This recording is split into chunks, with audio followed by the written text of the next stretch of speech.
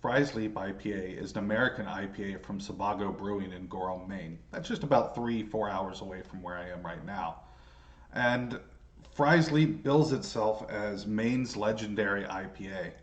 Now, I'll be the first to admit that I'm not normally a fan of IPAs. I find most of them to be a little too floral, both on the taste and the scent.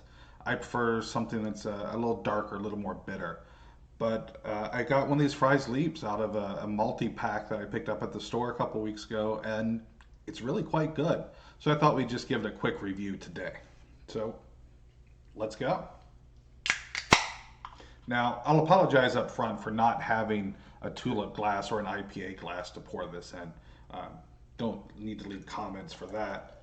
Go ahead and just give this a nice pour. Look at that carbonation kind of coming out. It's got a nice head settling in there. Maybe poured a little too fast. Now, we are expecting a mild to noticeable alcohol flavor as this is an American IPA. Some medium fast rising bubbles. I think we had that when we saw the head come in.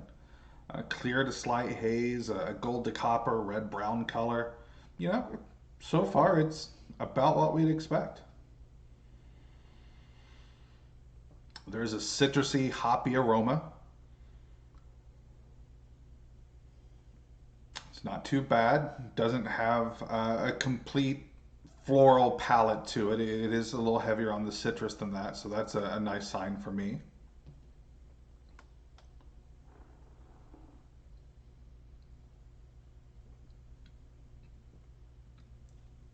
Now, if you're getting just the head, there is some bitterness on the back of the palate.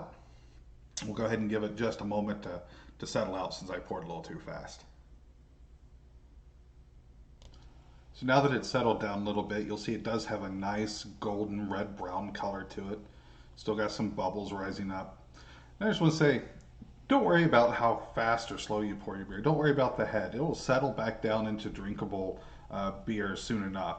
All you're doing is releasing some of that carbonation, which might help keep you from feeling a little too bloated.